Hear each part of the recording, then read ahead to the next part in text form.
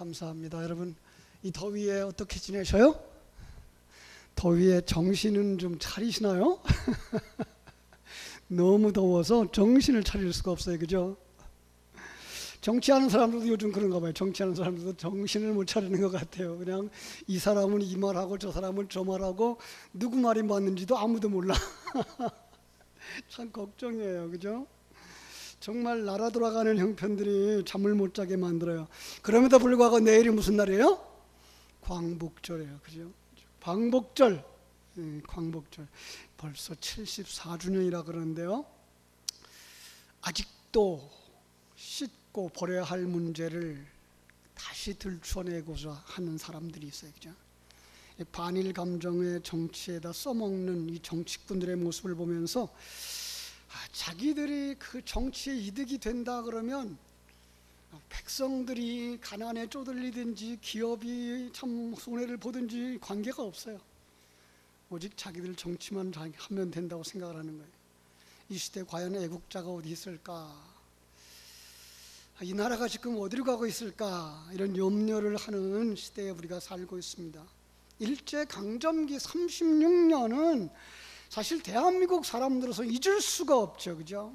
한이 맺힌 건 사실이에요. 그러나 이미 70년이나 지나갔어요.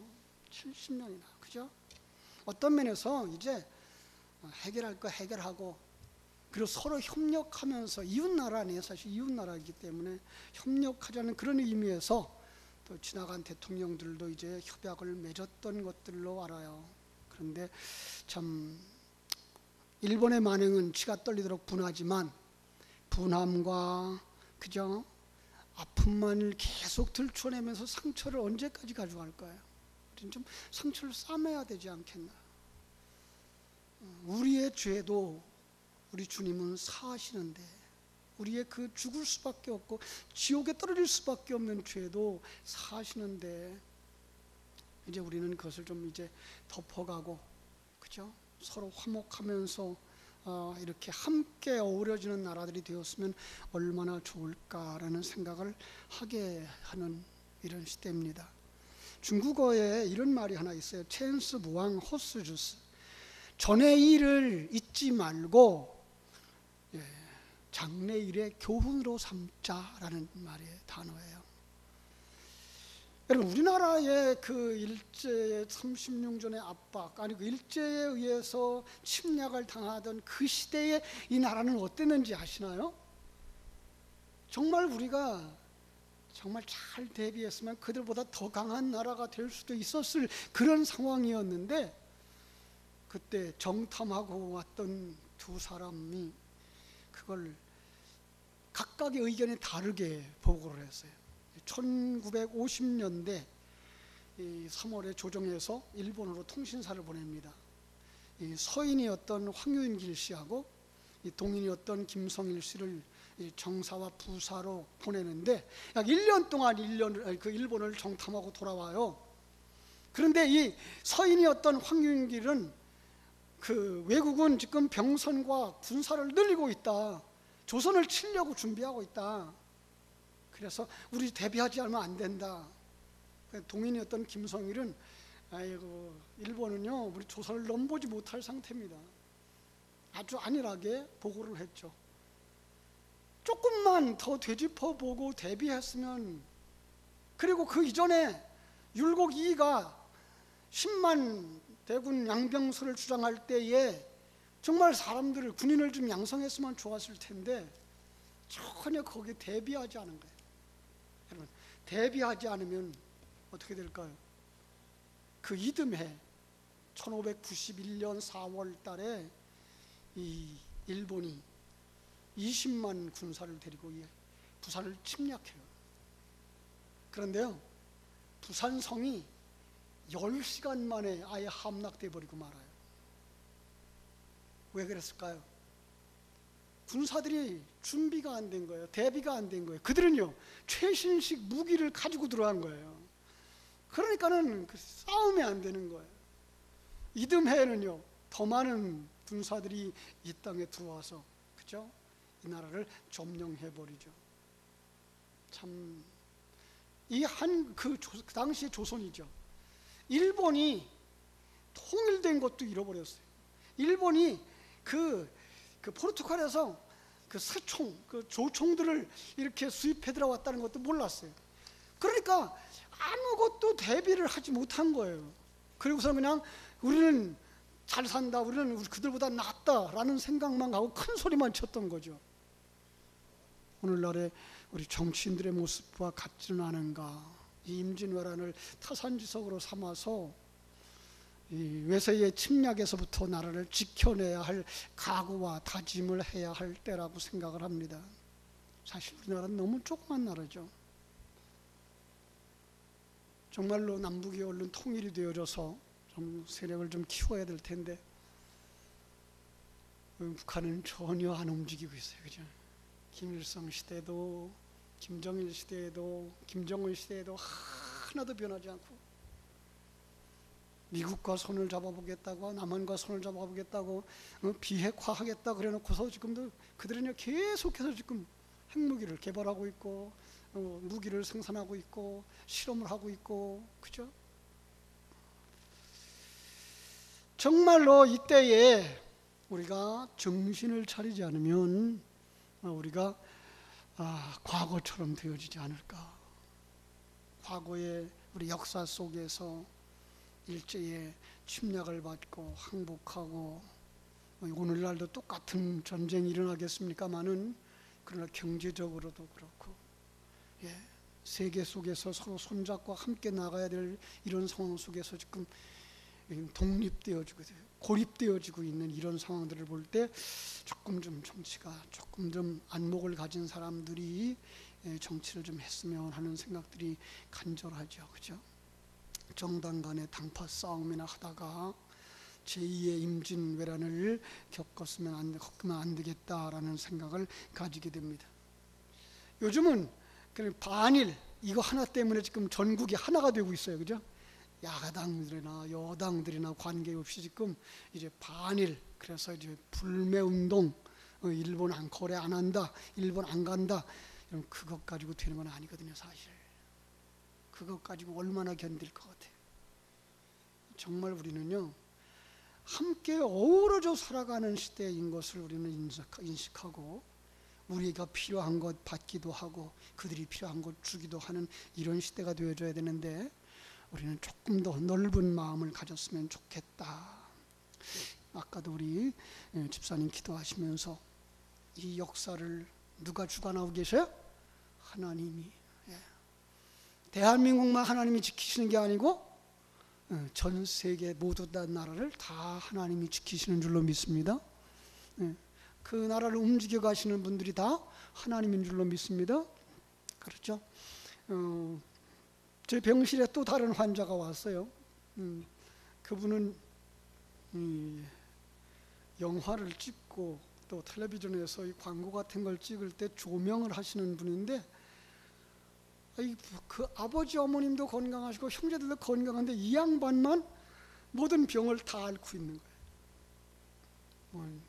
눈알을 바꾸기도 하고 허리도 수술하고 지금은 당뇨에다가 콩팥까지 지금 망가져서 투석까지 하는 50대인데 이래 50대 초반인데 50살인데 근데 그분의 얘기가 세상이 이렇게 돌아가고 있어도 두려워하지 않아요. 왜 예수 믿는 사람이래요? 근데 두려워하지 않는데요. 그게 믿음일 수도 있어요. 그런데 그분의 말은 정치꾼들이 노무현이가 어떻게 정치를 했다, 박근혜가 어떻게 정치를 했다, 그래도 다 살더라는 거예요. 다 먹고 살더라는 거예요. 그래서 지금도 어떤 상황들이 벌어지고 문재인이가 어떻고 또 이 나라가 어떻고 그래도 전혀 자기는 두려워하지 않는다 그래요. 근데 전 그거를 정말 두려움이 없는 게 아니라 정말 멸망의 앞에서 우리가 무뎌져 가는 감각이 무뎌져 가고 있는 건 아닐까. 전쟁의 위기 앞에서 전쟁의 두려움을 모르는 거예요. 아주 쉬운 얘기로 독사들 앞에서 독사가 얼마나 무서운지 모르고 독사랑 놀고 있는 그런 모습처럼 저는 느껴지는 거예요. 물론 하나님이 이 우주를 통치하셔요. 여러분, 그런데 어떤 나라는 지금 왜 그렇게 가난할까요? 아니, 잘 살던 나라가 어떻게 갑자기 그들은 지금 기아 현상에서 헤매고 있을까요?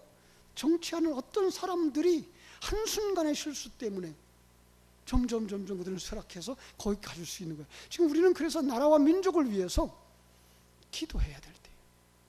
오늘 본문의 말씀은 우리에게 그걸 가르쳐주고 있는 거예요. 하나님이 우리의 눈을 열어서 이 시대에 우리에게 맡기는 사명을 어떻게 감당하며 그리고 어떻게 예수의 사람들답게 살아갈 것이냐를 가르쳐주고 있는 거예요. 여러분, 이 데살로니가 교회는요, 바울 사도가 전도해서 세운 교회예요. 그런데 그들 옆에 자주 갔는데 이제 갈 수가 없는 상황이 되어졌어요. 그래서 갈 수 없는 상황에 그들의 교회를 생각하면서 쓴 글이 이 데살로니가 전서와 후서예요. 그런데 이 전서를 살펴보면요, 그 속에서 바울은 이 교회를 생각할 때마다 굉장히 감사하고 감격했던 것을 알 수가 있어요. 왜 그랬을까요? 오늘 1장으로 한번 가볼까요? 1장 2절 이렇게 말합니다. 우리가 너희 모두로 말미암아 항상 하나님께 감사하며 기도할 때에 너희를 기억함은 너희의 믿음의 역사와 사랑의 수고와 우리 주 예수 그리스도에 대한 소망의 인내를 우리 하나님 아버지 앞에서 끊임없이 기억하기 때문이다. 예, 그들을 보니까 뭐가 있더라고요? 믿음의 역사가 있더라는 거예요. 예.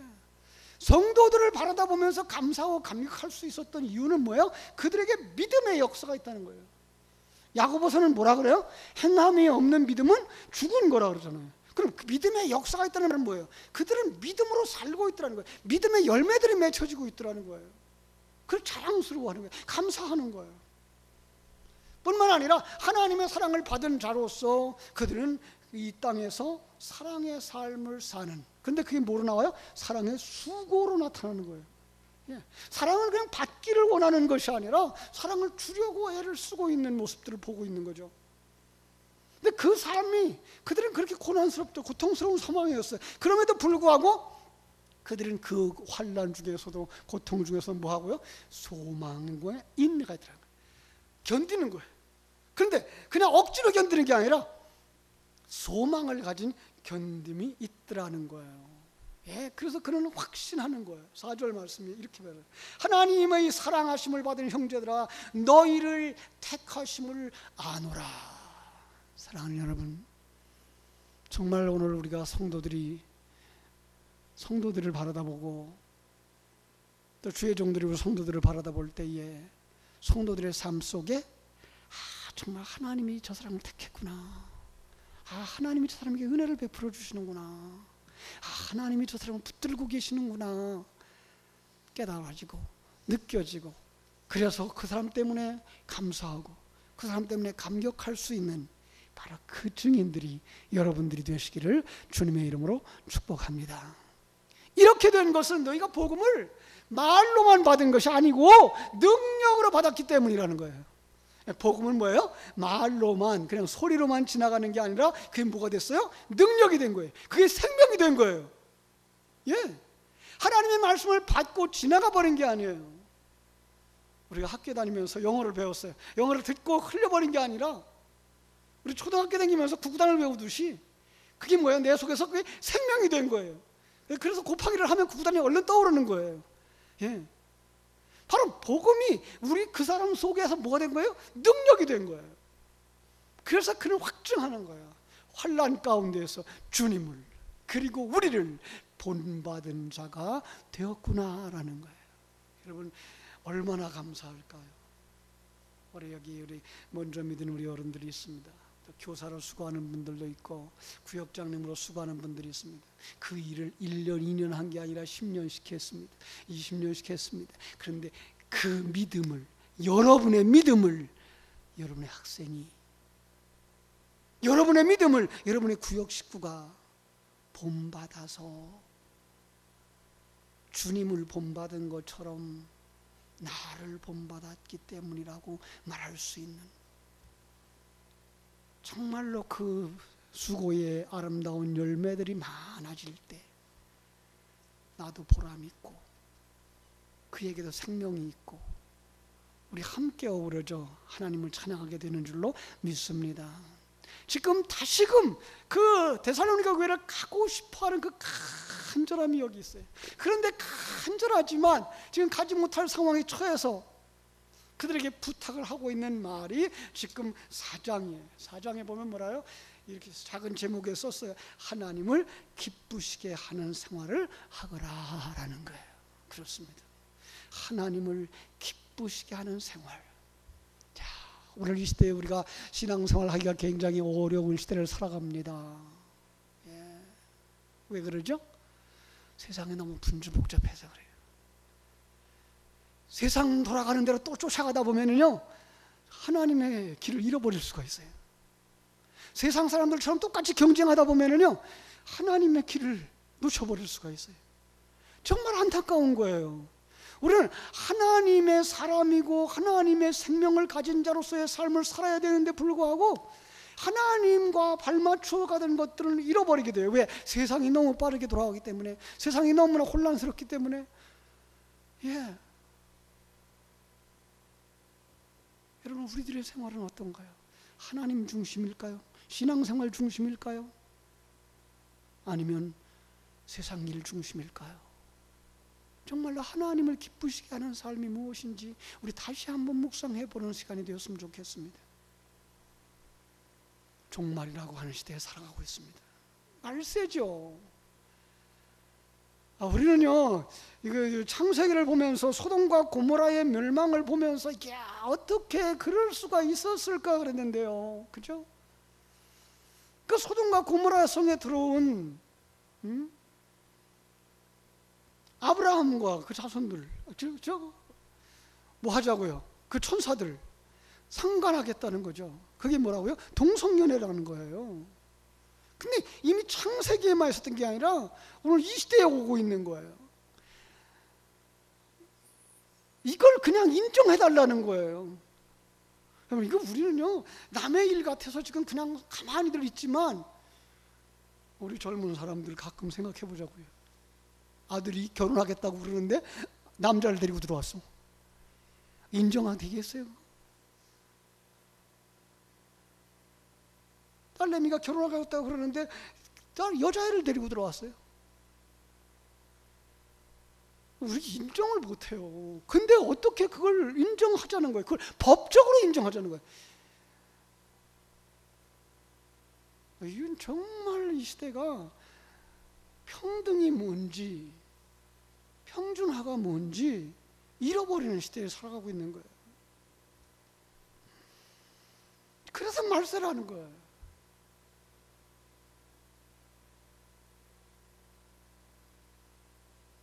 지금 연세대학교에, 그리고 기독교 대학 아니에요. 거기 이슬람 이든인들이, 무슬림들이 기도하는 기도처를 만들어 줬다는 거예요. 그리고 어떤 학교에는, 초등학교에 지금 무슬림 애들이 와가지고 그들만을 위한 도시락을 만들어 달라고 요청을 하고 있는 거예요. 참 혼돈 속에 지금 살아가고 있는 거예요.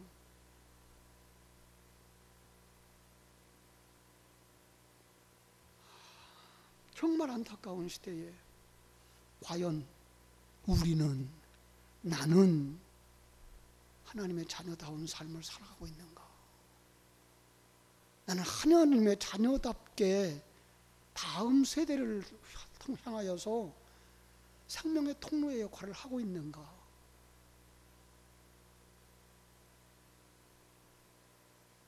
물론 하나님이 함께 하시죠. 그런데 하나님은 오늘 하나님의 사람들을 통해서 일하셔요. 그 하나님의 사람으로 우리가 선택되어졌다는 사실을 결코 잃어버리면 안 되는 거죠.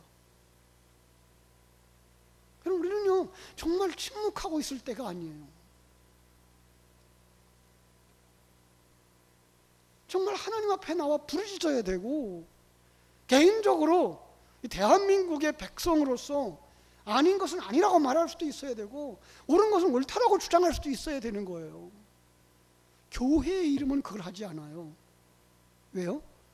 하나님은 모든 것들을 똑같이 일반적인 은총 속에서 장관하고 계시기 때문에, 또 하나 우리가 잘 아는 대로 종교는 분리되어져 있다는 원칙 때문에, 그러나 우리는 백성으로서, 백성 중에 한 사람으로서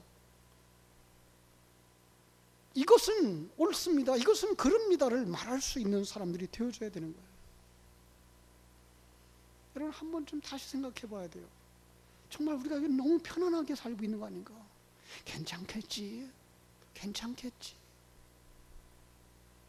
편안하다 할 때 어떻게 된다고요? 종말이 임한다고요.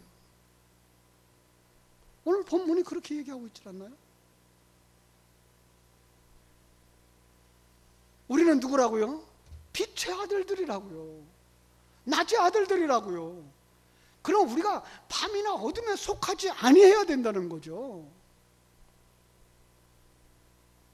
정말로 우리가 하나님의 생명을 가진 자다운 삶, 하나님 자녀다운 삶,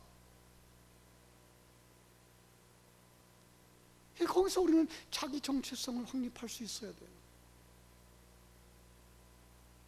세상 속에 나가서 우리가 예수 그리스도의 사람인 것이 드러날 수 있는 삶, 더군다나 하나님 앞에서 우리는 내가 하나님의 자녀입니다, 나를 통해서 하나님 어떤 일을 하기 원하십니까? 라고 물을 수 있는 자기 정체성을 가진 삶. 목사로서, 장로님으로서, 집사님으로서, 권사님으로서, 성도로서,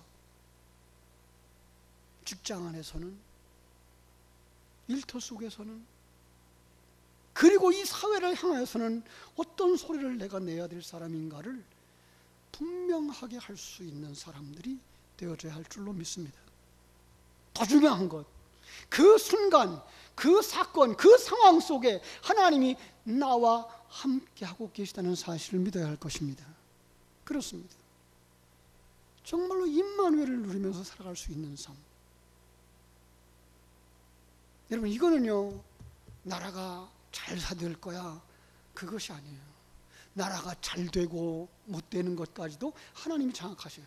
하나님이 정치인들과 경제인들을 통해서 일하게 하시고, 그 속에 근로자를 통해서 일하게 하시고, 그 모든 것들이 합력되어져서 그 나라가 어떤 경제의 길을 걸어가게 하시는지 하나님이 허락하셔요. 근데 하나님의 관심은 우리가 이 땅에서 강대국이 되어지는 것이나 부유한 나라가 되어지는 것에 관심이 있는 것이 아니고, 그 속에서 하나님의 사람으로 만들어져 가는 데에 관심이 있는 거예요. 임마누엘을 누리는 사람, 평강을 누리는 사람, 감사하며 살 수 있는 사람, 기뻐하며 살 수 있는 사람, 그래서 정말 삶을 행복해 할 수 있는 사람. 여러분, 이게가 오늘 먹고 살면 해서 그걸 할 수 있는 게 아니라, 성경에 나오는 사람들처럼 애굽에 포로되어져 갔을 때, 그죠?